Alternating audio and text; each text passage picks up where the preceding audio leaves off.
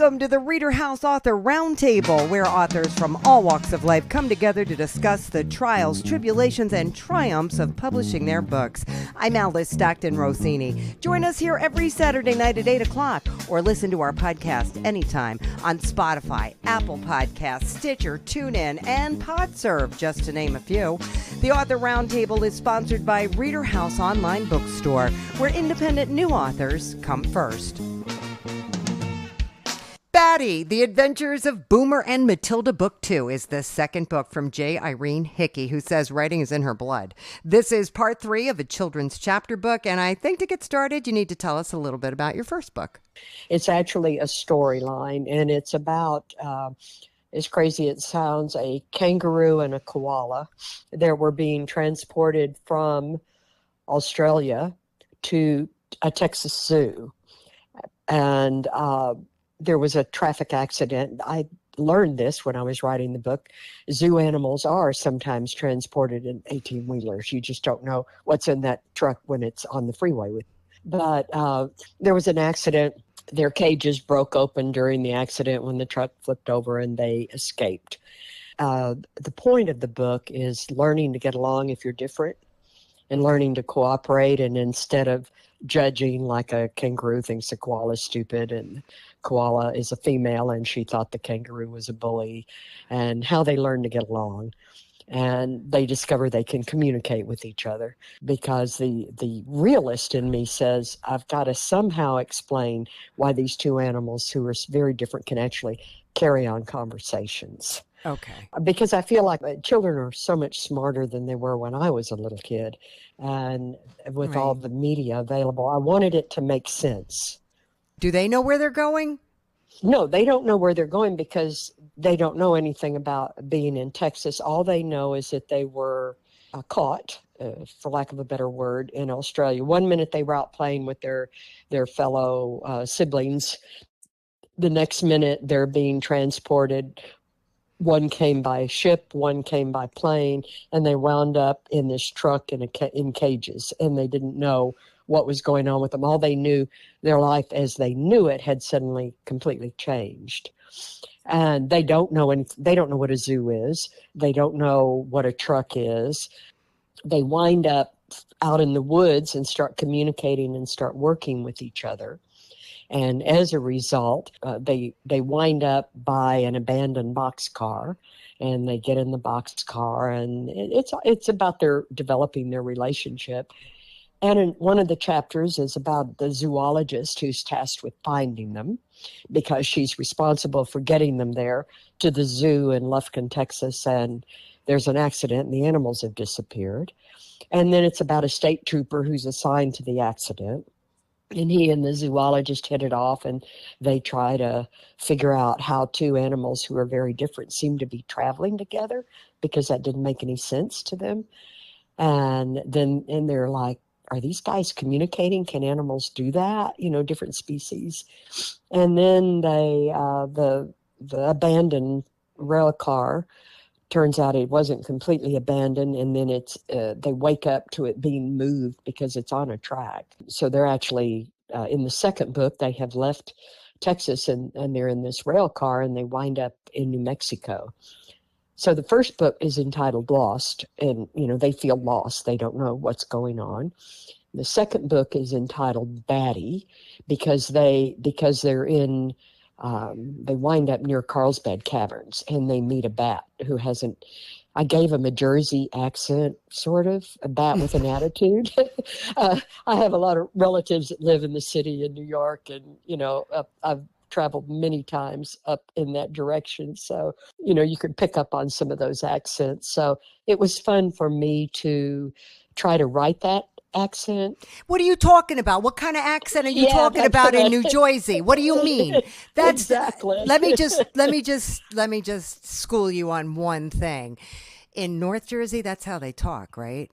In South Jersey, it's a Philly accent. So Really? they're going out for cokes and hoagies, and I don't know, and I'm going to the creek, and I'm drinking water. And in North Jersey, they're drinking coffee, and they're going down to Brooklyn, and they're crossing the Hudson River, and it's a lot more. It's so different. It's like two different states. So I think that's hysterical. Immediately, That's good to you know. think Yeah. that North Jersey accent, that baddie character must be great.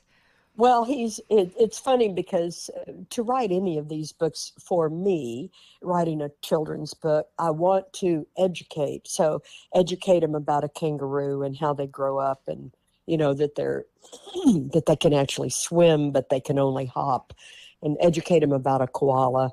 And then with the bat, I picked out a fun kind of a bat that resides in Carlsbad, and how they live. So I didn't want to cram the book with too many lessons because kids get turned off by that, but I wanted them to, as they read, to learn a little bit about it.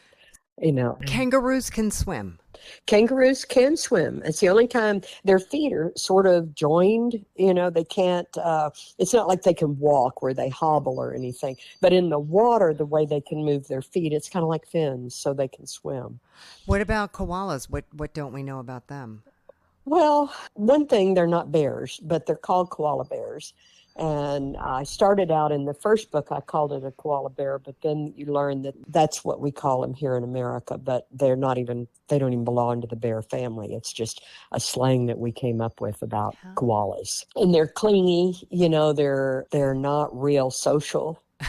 Whereas some kangaroos are, believe it or not. So, And the third book will be about them getting home. I end each book with, as much as you can have a cliffhanger in a child's book, with a cliffhanger, because nobody knows, are they going to get caught? Are they going to be shipped to the zoo? Are they going to be able to go back home to their family that they miss? Okay. And what's the bat going to do? The bat decided that he liked the rail car that they were in. And he decided that he wanted to take it over. And he ordered them out, and they found it funny because he's about 3 inches tall. He's a little bat.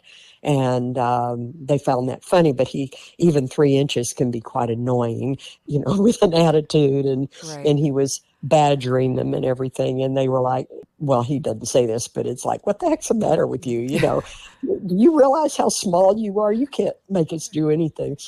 And then they learn why he's antisocial and why he didn't want to hang out with all the other bats. And so it's kind of a evolution story of not wanting to listen to your parents, more than them, taking out on your own, realizing it's a little bit more difficult. Okay. And then the last book getting back to Australia from New Mexico is no easy task. So that should be interesting. No, it's not. The third book, the end of the series, the plan is to have it out by about April. Okay.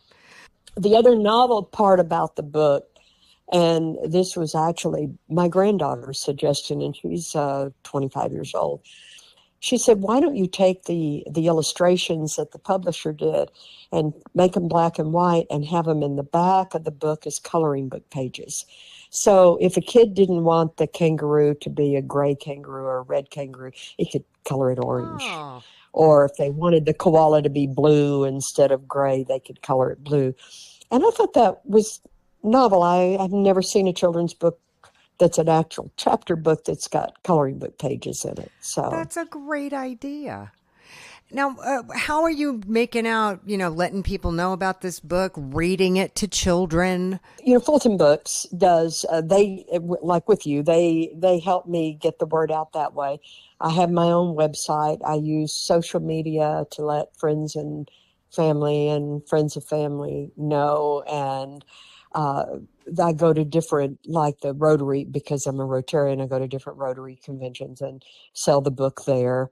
And what I have not done, and this is because, honestly, I'm a writer, I am not a marketing person, is I haven't gone to more than a couple of brick and mortar stores to get the books put in. The couple that I went to, we have a second home in Colorado, and a couple of stores, like brick and mortar I've gone to there, have said yes, and they were selling my book. But to get the word out right now, honestly, is just a seat of my pants, because I'm not real good at that part of it. But you are real good at it. You at least picked up the phone to call a couple of bookstores in Colorado, and if they have your book, I'll bet you they'll let you do a book signing. Yes. In fact, one asked me if I wanted to do that. So, and then I have some friends. I have a friend, won Teacher of the Year award in Houston one year, and she read it. I said, I'd like your honest opinion, because I chose not to go by the guidelines that say a child at this age's vocabulary is only these words. I said, my opinion is children hear English all day long, and they hear words they may not understand, but that should drive them to either ask for it or go figure it out themselves. So I didn't stay within, if it's a book for a 6-year-old, that it can only have X number of letters in the word. I just used daily conversation, and she thought it was good.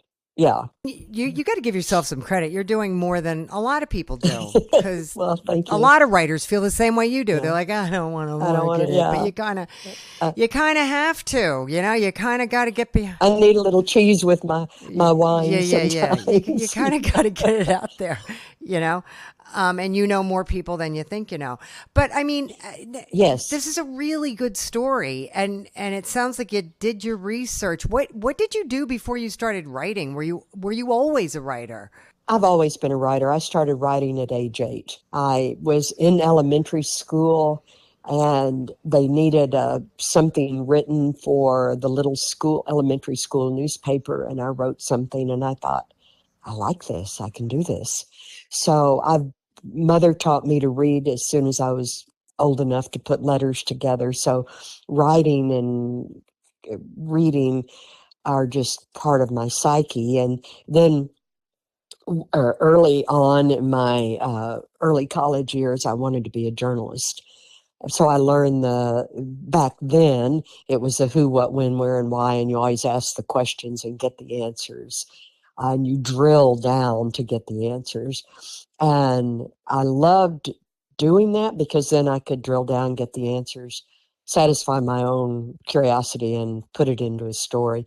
But I got away from journalism because I didn't like the in-your-face kind of broadcasting that it was evolving into. If somebody just had somebody die, I wasn't the kind of person that wanted to get right in their face and say, well, how do you feel? That to me was callous. But that's what it takes to be a certain kind of journalist. You've got to do that. So then I evolved from there, thinking I can take my imagination and form stories with it. So I help people write if they reach out to me, and many, many people over the years have said, will you do this, or will you compose that, or will you take a look at this? And some of it I do for free, and some of it I do for income. What did you do for a living? So, help people write? Well, I've done 2 things for a living. I worked for Xerox Corporation as their disaster planner, and that all began after 9/11, when, just like many corporations, Xerox realized it needed a business resumption plan and an emergency preparedness plan written, because, we lived in a different world, and you didn't worry about what would happen if something like the towers fell. And we had people in the towers. So I happened to have a boss who said, hey, you write. Would you like to be part of this initiative to write these emergency plans and business resumption plans? And I said, of course. So from right after 9/11 until I retired in about 2006, 5, right in there, I wrote for Xerox. The bottom line is, somehow or another, always through the years, writing has been what I do. People ask me, what do you write? And I always give them the answer, words.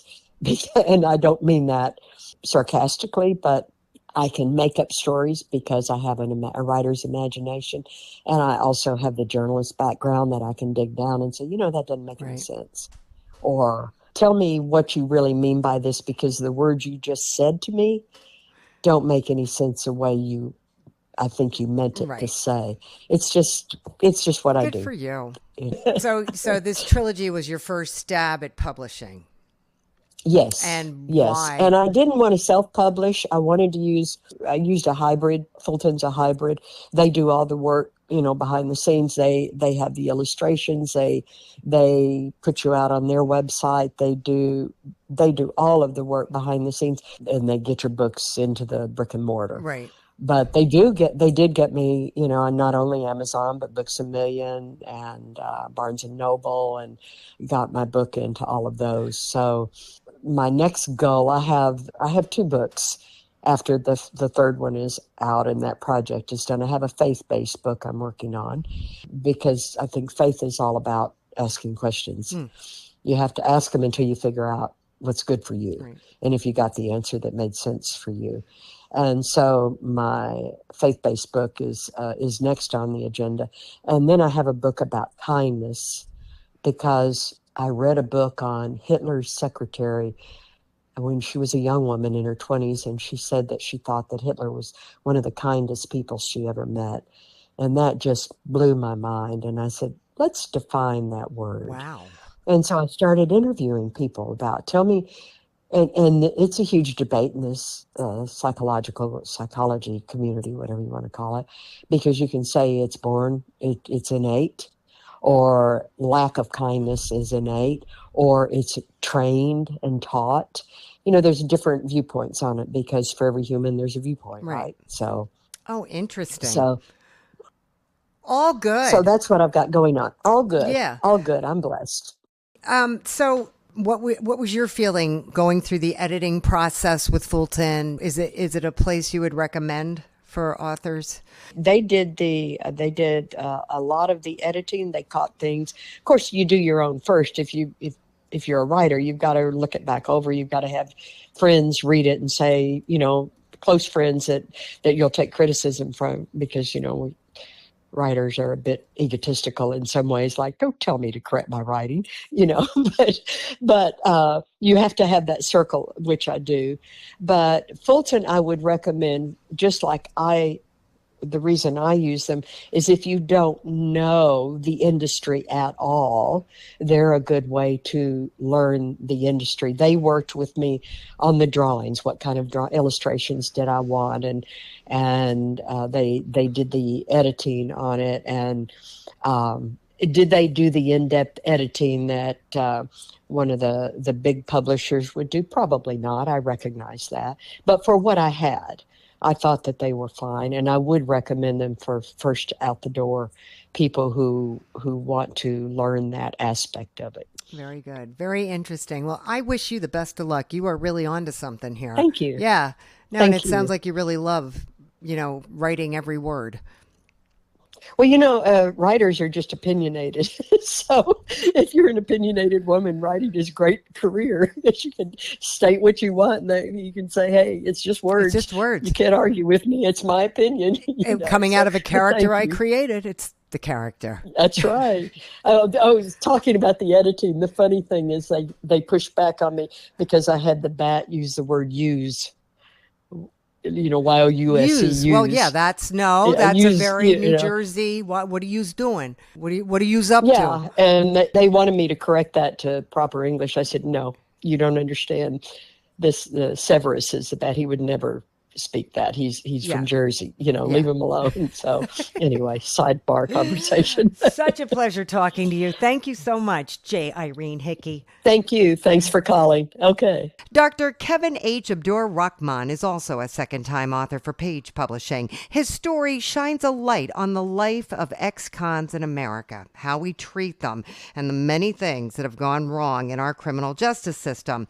The name of his book, The Eruption of Possible, to burst from the limits of environment. And this is a continuation pretty much of your first book, right? Our first book is called Solving the Riddle. One is about the individual. Solving the Riddle was more autobiographical. In the first book, I talk about how, growing up, I was like a all Pop Warner quarterback in football. And, I grew up with my grandmother, who was church-going woman. And basically, as I got to be a teenager, when the environment started influencing me more than the home life, I ended up in the streets of Philadelphia, and I ended up a drug dealer from probably the age of 14 to 23 to when I went to prison for 10 years. And then when you go to prison, the first thing you do is, a lot of people think you get scared and you worry, you have these fears about getting attacked and all that. But the first thing that happens when you go to prison is reality sets in. So while you're out there in the criminal world, jail is a concept, but it's not really a reality because you don't think you're ever going to get caught. You know what I mean? Right, right. So once it becomes a reality, then it all you automatically have to say, oh, wow, how did this happen? You know what I Right. mean? And it makes you reflect on your life. And once you reflect on your life, you know, it's the impetus of change and the impetus of transformation. You know, I talk about it in my second book. It's you start out as a caterpillar, you go to this cocoon called the penitentiary, and for all intents and purposes, because people think so much of the negativity in the penitentiary, they don't realize how much positive energy you can be around. You know what I mean? Because people all come to the same conclusion. You know, how did this happen? So you start making changes in your life, but not only changes in your life, changes in your thinking. And that's what the gist of both my books, but in particular, The Eruption of Possible, is you can't have a criminal without criminal thought. When you talk about addressing the problems of crime, violence amongst the youth and whatnot, you have to address how they think.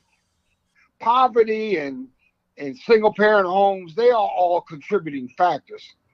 But no matter what, the way a person thinks determines their response to their circumstance. So if you address the way a person thinks, and believe it or not, you can't have a criminal without criminal thought. But how do you address that in prison? You address it really well in prison because you got a constant reminder. Every morning you wake up, you wake up to those bars. You know what I mean?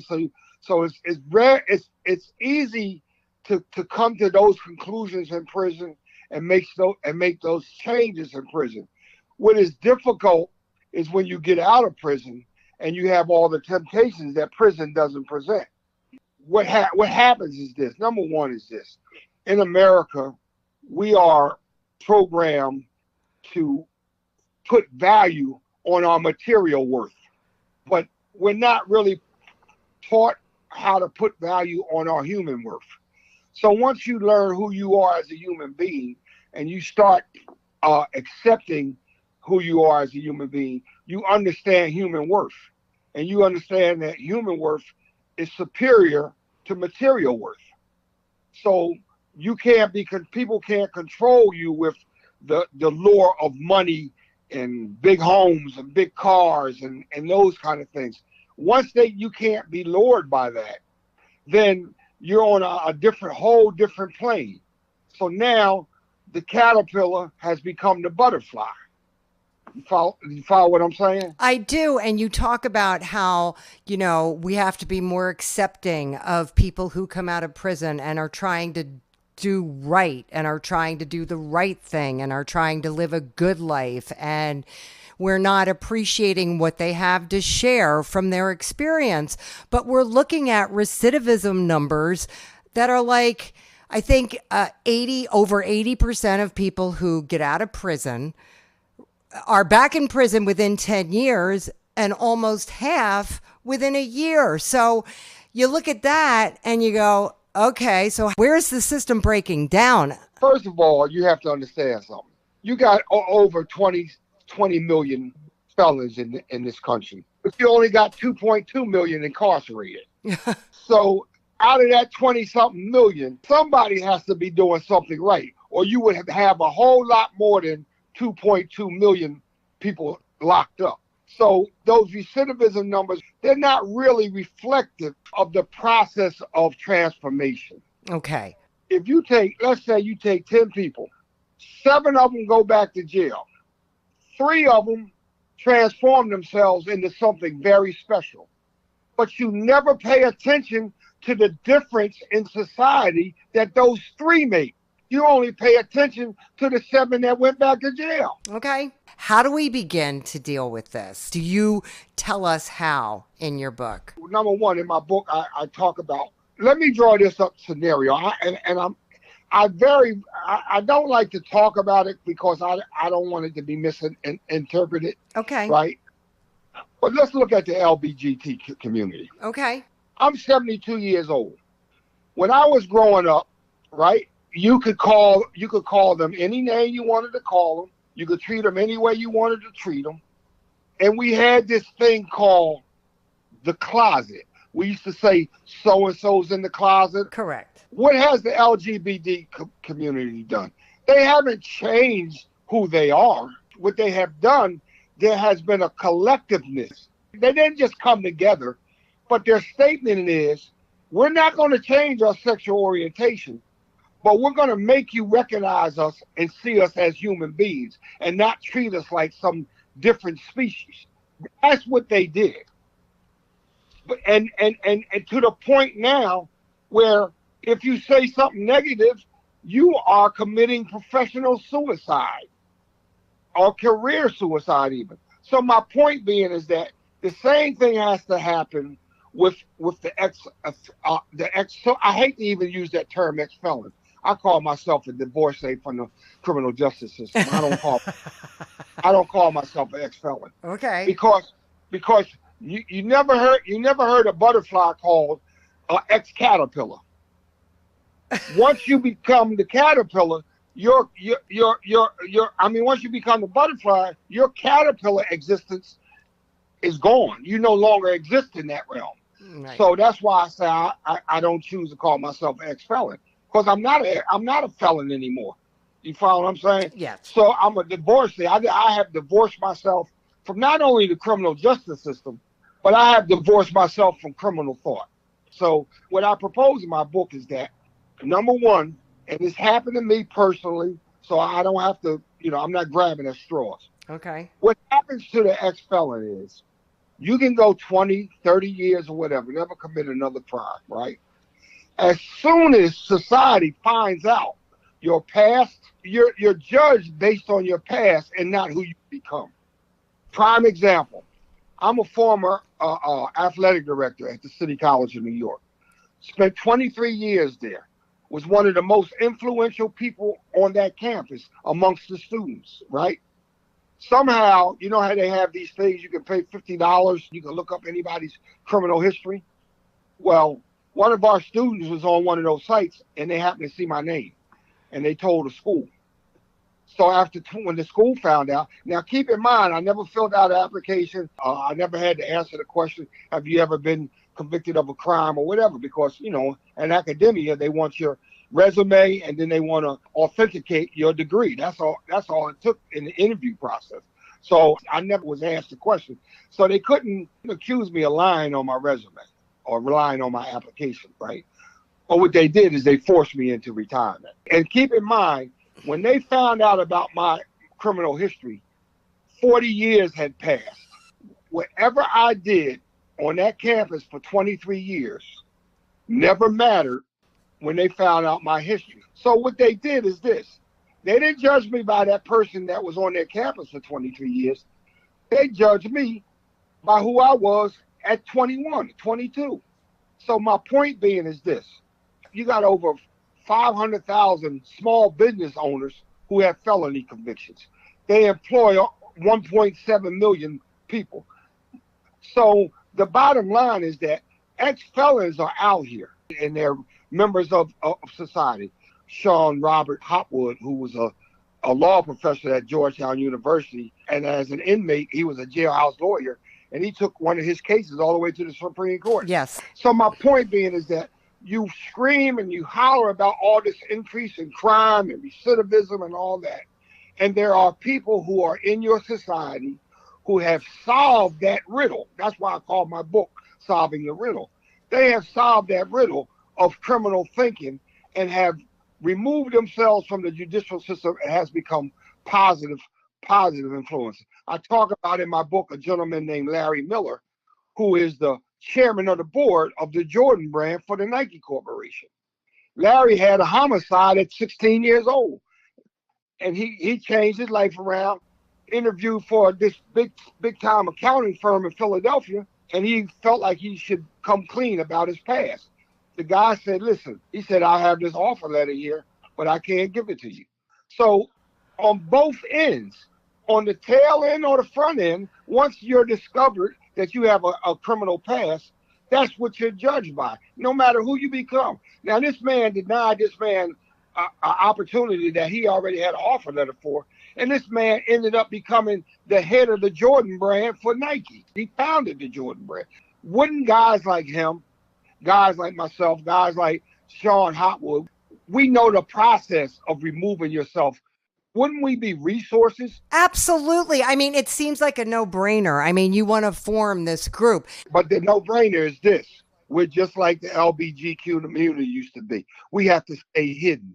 We live with the anxiety all our lives, hoping that one day they don't discover that past. Yet, we are the ones who actually know how to remove ourselves from that criminal environment. And this is not a pat on the shoulder. I can't tell you how many young people I saved from going to the penitentiary. That's exactly what I was going to say. I mean, this group that you are putting together of people like yourself. I'm trying to put together. Well, I don't see why every freaking law enforcement organization across the country would not support that, so that you could go into high schools and talk to kids. You know what I mean? You are a tremendous resource. You have to understand the other side of the coin.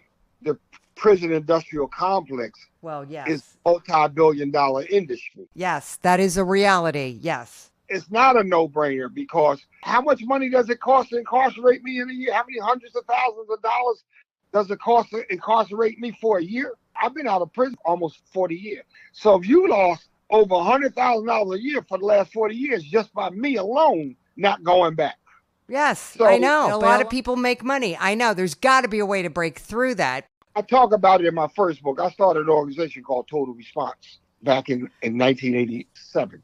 And we did tremendous work. We used basketball as a bait to develop relationships with young people.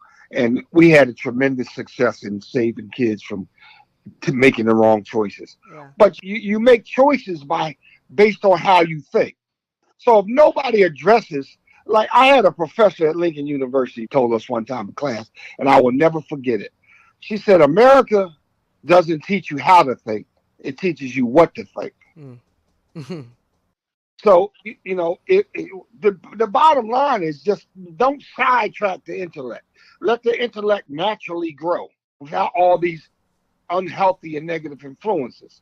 You have mentors and you have examples of people who've been through the system and have corrected their lifestyles. And I mentioned him in my second book, Kwame Nkrumah, the congressman from Maryland. And I quote him, not only did I run with the worst people, I was the leader. Here's a guy that went through that and became a congressman. But my point is, we are out there. However, most of us have to stay hidden because we're penalized from our past, and we're judged based on our past and not who we become. Right. In fact, I didn't write a book to get on any kind of bestsellers list. I just wrote a book because I felt I needed to control my own narrative. That was really the main motivation, because when you pull my name up, when you Google my name, first thing comes up is my criminal history. So what I'm trying to do is, the ones that know that care, let's get together and let's promote this whole concept as a collective group. Yeah. Because individually there's no power. So if you're doing great things and I'm doing great things, and you're doing them where you are, I'm doing where I am, they're just two separate entities. Now, when me and you decide to get together and bring this together and make this a national movement, that's a whole different ball of wax there. Yeah. You know what I mean? Yeah. Well, I am hoping that through your book, you're a great speaker, you have great examples, that someone can help give you flight. All right. Nice talking to you. All right. Bye-bye. Every family has a saga, but not everyone takes the time to write about it. And then there's Jerry Harrison, an Air Force pilot after college, then a mechanical engineer. He wasn't always a writer, but fell into writing accidentally thanks to USC's rival with Georgia. So explain how that led to your book, An American Family Saga. I'm a football fan, college football, And we played Georgia every year, University of Georgia. And one year we played Georgia and they beat us, which they normally do. And on my way home, I had an encounter with some Georgia fans, which was not pleasant. And I wrote about it. And it turned out to be about 2 pages long. And I shared it with my engineer friends at work. And they really liked it a lot. One of them even said, "This is publishable." And that's when a little light came on in my head, and I started writing about events that happened in my family or events that I heard about. And so I had quite a collection of draft stories, and it finally just grew to the point that I needed to do something with it. And that's when I thought about publishing a book. So you kind of started after this football encounter. Yes. You started thinking, well, I might have an ability to write here. I'm going to take some notes about my family. That's exactly right. Anything in particular stand out about your family? Oh, yes. My favorite is a story about my father. He was a soldier in Europe in World War II. And he had a number of incidents, one of which the war was over, and he was there with his friends waiting for an assignment to a Liberty ship to come back home. And so they played cards with German marks, which were worthless at the time, but they played poker with that, you know. And so one day they decided to walk into town, which was a bombed out shell, just like you've seen on TV, you know. And so they just went to this one particular bombed out building, and they walked in, and my dad was the last of about 4 people to walk in there. And as soon as he walked in, a sniper shot from the other side of an open area inside the building, and it almost got my dad. It hit so close to his face that it hit concrete, and the concrete splattered on my dad's face. Oh, man. That's how close he came to not coming home. So he and his friends all jumped behind some debris there, and they reached for their pistols, which they normally carried, and guess what? They had stopped carrying them because the war was over. And so they realized that they were on the cusp of going home, and this guy can walk around there and kill them all, and they couldn't do anything about it. Wow. So they had a scramble. What are we going to do? And so they came up with a plan. And so what they did was, on the count of 3, they all came out from behind the debris, and they went running across the open area, zigzagging and hollering toward the sniper, because they knew where the shot had come from. So they dashed over there, and when they got there, the sniper had left. He took his one shot and left. So they all got to go home. That's just so weird that the war was over. What was this guy doing? Who knows? And there are other stories, too. He went on a suicide mission and was able to come back from that. He had a face-to-face encounter with General Patton, which turned out to be very beneficial for General Patton, if you read the book. And so before he went to Europe, he served in the Philippines on an island called Corregidor. It's in the mouth of Manila Bay. And he had stories from that. And I talk about the siege of Corregidor, because after he left Corregidor, the island came under siege from the Japanese. And they were stranded out there. The U.S. couldn't get to them, so they were just abandoned. And so they finally, after 4 months, had to surrender. And that story is tremendous. So I wrote a poem about it. The name of the poem is O Corregidor. And I sat on that poem for years. And then one day I said, you know what? I believe the people of the Philippines would enjoy this.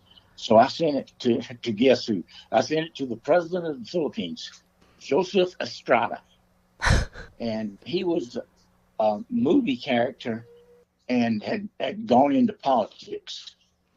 So he got my poem, and he had them mounted on a billboard so that visitors to Corregidor could read it. So that was pretty neat. That is very neat.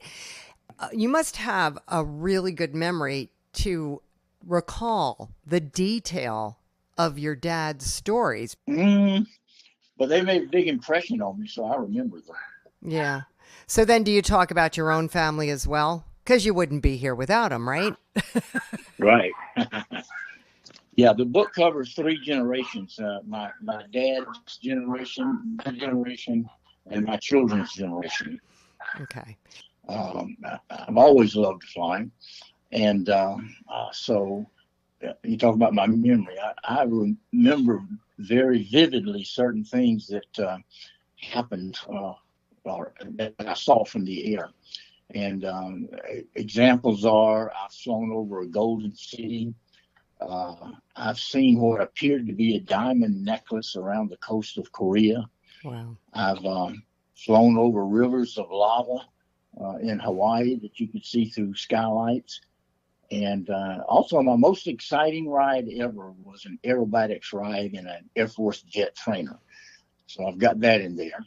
I was a consulting engineer in Korea for 4 years, going back and forth, lived there about half the time. And they have an amazing culture, stuff you won't find out on a visit. Things like women don't take the last name of their husbands. Okay. They don't give names to their streets. A person born on the same day as you or 1 year older than you, I've listed 26 of those things. And at first you would think, well, maybe that'd be a boring read, but I promise you when you read it, it is not boring. I believe you. I believe you. You may have to read it yourself. I think I might. Yeah. What was your purpose in writing this book? I wanted my children and their children to know what it was like to live in my time, because I wanted to know about how my father lived when he was young. I didn't get a lot of information from there, and I wanted to know about my mother, and she had a really horrendous story. What happened to your mom? Oh goodness, my mom's father went with his father to Alabama, and the elder man did it as a homestead, and he had something like 2,000 acres there, and they had a nice 2-story home, and everything was going well. But then he developed Alzheimer's, and he'd wander off. They wouldn't know where he was, and so guess what? When tax notices came to him, he didn't pay them any attention whatsoever. Oh. So he didn't pay his taxes, and a rather well-to-do guy found out about it. And lawyers monitor this sort of thing. Yeah. And he bought my great-granddad's homestead for taxes, for pennies on the dollar, And my mother and her family and so forth were basically run out of Alabama. And there are details there that I could tell you, but I'll pass on that. She grew up in abject poverty because they had been run out of Alabama. Okay. So your kids, how do they feel about this book? Have they read it? Yeah, they like it. I tell a lot of stories about them. Yeah. I tell about a frightening tooth fairy, a Fruit Loop cannon. Tell them about my granddaughter's hand that would fit through my college ring. She was a preemie, obviously. Yeah. And tell them about my oldest son went to boot camp, and against my advice before he left, he volunteered for something, which landed him cleaning latrines for the entire boot camp time. Nice. So there are a lot of things in there about my children. So how are you telling people about this story? Is it important for you to see this book in a library or a bookstore? No, it's important to me that copies be available for my children and their children and their children. So the first 3 chapters are on my children, and there's some hair-raising and some very, very funny encounters and so forth that we had. And I tell you what, if high school kids, say 10th, 11th, 12th grade, could read this will give them a real insight as to what they're buying into when they get married and have children. Well, there you go. There's a reason to go talk to the local high school. Yep. And I Yeah. think I will do that. All right, Jerry, thank you so much. You're quite welcome. A painting contractor for most of his working life, Dennis C. Jones was often recognized for his writing and finally took the leap to share the story of his early years during a time of great unrest in America. The name of his book, Boker Tov, Visions and Dreams of a Pilgrim. Well, what I did tidbits of writing, and became recognized, with cards and notes to people, and increments of whatever was in my heart began to flourish and needed to come out. So that's where my writing began. And for the book, I began writing little sayings and gathering things, things I was going through in my life. Probably started around 2016. And I compiled them all together and sorted them all out, laid them all out all over the house with one of my daughters. And I had an artist that I was able to meet with, and she had the ability to transfer what was visionary and in my heart into a format that could fit into the book to enhance, my thoughts. Boy, you're lucky. Yeah, that was a real cool thing. I was really happy to have that. The book is a story of my early days. It's not too involved, but it does show a troubled young man, growing up in the 50s, 60s, and got tangled up in the free love, sex, and drug scene in the late 60s. And Vietnam War was hitting hard. So, I had decisions to make. And it's a story of a pilgrimage across Canada with my best friend and a 6-month-old German Shepherd dog. Just the adventures of striking out and trying to see how my life could come alive and make decisions, major life decisions were being formed during that trip. We went all the way from the West Coast to Toronto and hitchhiked the whole way, then down to Washington, D.C. That must have been beautiful. It was an amazing journey. Yeah, a couple 20-year-olds with a 6-month-old German Shepherd dog, and who'd pick them up with full packs, Right. That was the era where people were not so suspect and, not crowded with fear that somebody was going to accost them. Yeah. And we met so many wonderful people. The adventures were worth writing in a book. And then it's a story of unanticipated encounters with God that really formulated resolute ideas and direction in my mind and heart. For instance, I was attempting to get a conscientious objector status because the draft was scooping up everybody who was available to go to Vietnam. And I saw myself in Vietnam in a body bag being zipped up within 2 weeks. I believe that was a warning from God that is not my destiny. And I was surrounded by death when I was growing up. My brother had cancer. He was 21 and I was 12. Oh. And he slowly ebbed away in our house.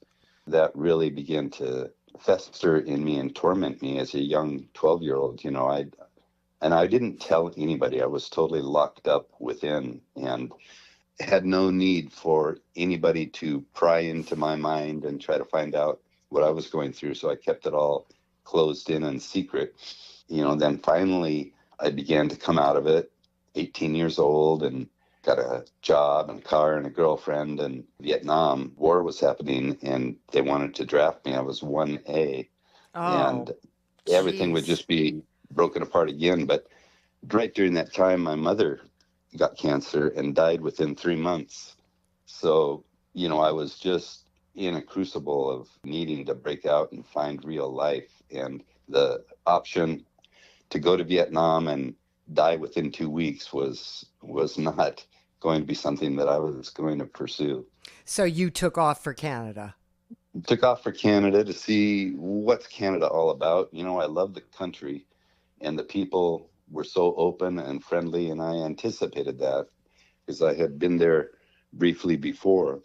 But, in our wanderings and walking, and I realized every time I stopped, I think everything was fresh and new, and I anticipated good things, but the past began to settle upon me, and I had to keep moving. And we went to Toronto and met some young fellas, and they took us to a big high-rise jet set party. And here we are, the token young hippies from the West Coast. So we were celebrated as long-haired, interesting commodities to hold a conversation with. But at that time, I had been really attempting to stay clean from drugs, and I wanted to have a clear mind to assess life in a serious way. But drugs were available, and took some mescaline psychedelic drug at this party, and I was so mad at myself for doing it. I was flirting around with this black model, and I had a girlfriend back in Washington, and I thought, you are really a lowlife. Look what you've become. And I slumped against the wall and sat down and went out to get some fresh air at 3 a.m. or whatever. And in the dark, black night sky of Toronto, with skyscrapers all around, I saw the heavens opened up, and it said, Jesus Christ is your brother in fire and in blood. And I could hear it. It was directed to me. I went to show somebody, and I realized that they're not going to see this. This is something I need to assess and take seriously into my life. So that was the first real encounter I had with a message from God. And even in my, cadadrum and lack of soberness, that's beside the point. It was a real intervention and a rescue point for me. I began to seriously pursue and seek after real life, and came back from Washington, D.C., back to Washington State, and more of the same kind of encounters began to happen until I did meet Christ in Seattle. That was when the Jesus People revival was happening in the late 60s, early 70s, and I got caught up in that. And then the rest of the book is snippets of wisdom and things that I've gleaned over the years, and a compilation of probably 20, 25 different segments, of Boker Tov, Visions and Dreams of a Pilgrim. Means Boker Tov is Hebrew for morning light or good morning. And that's a greeting that you will hear in Israel all the time when the sun rises and you meet some bright faces, and it's a Boker Tov. That's Right. good morning. Right. So that's the concept of morning light. We all need fresh insight and morning light, which can light our pathway and give us hope.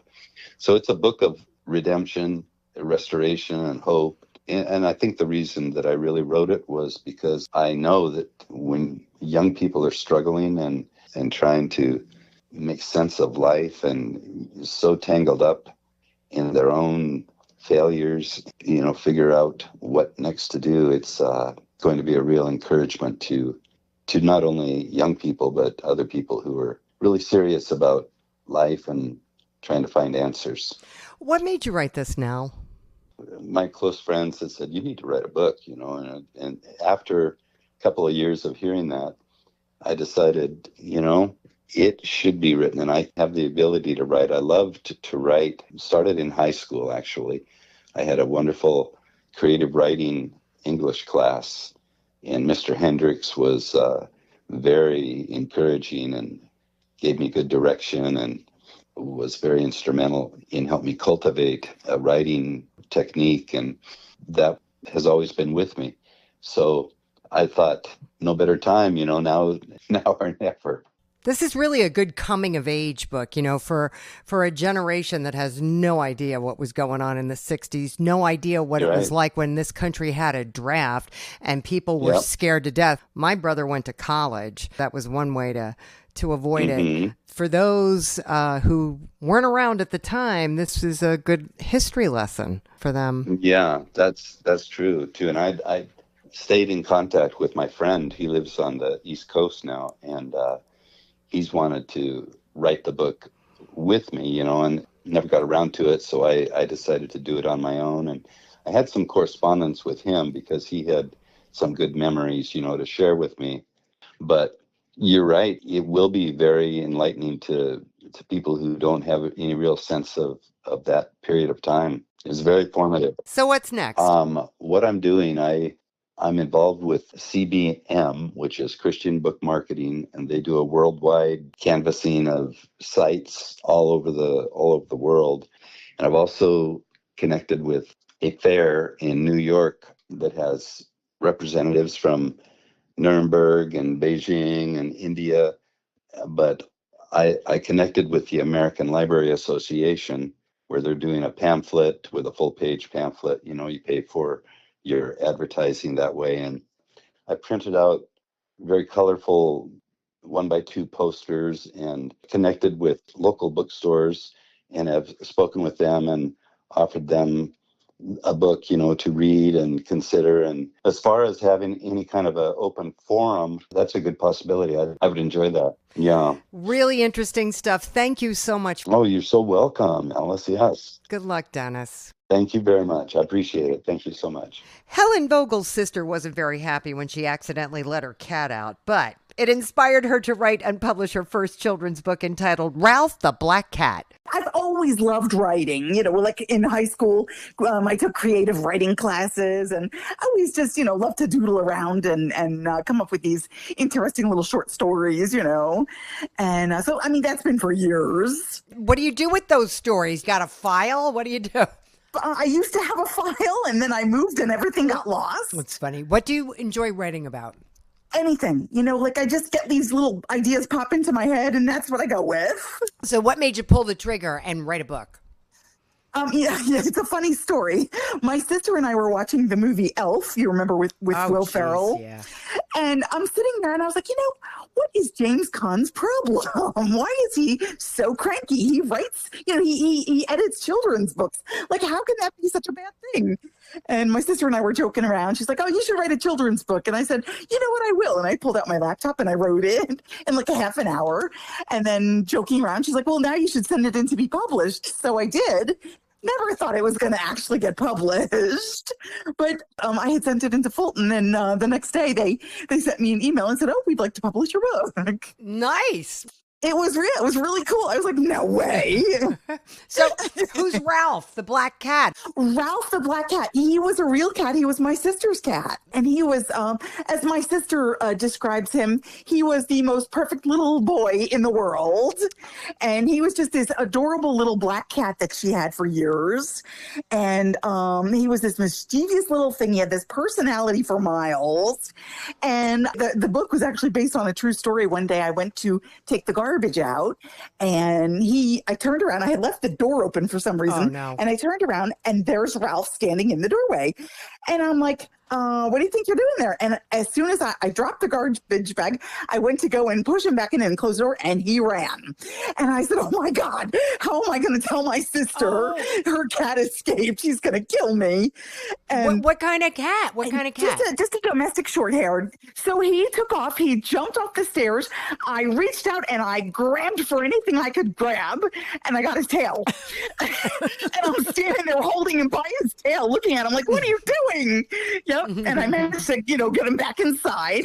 I felt like I was having a heart attack. I was like, oh my God, your mother will kill me. Right? That moment of panic.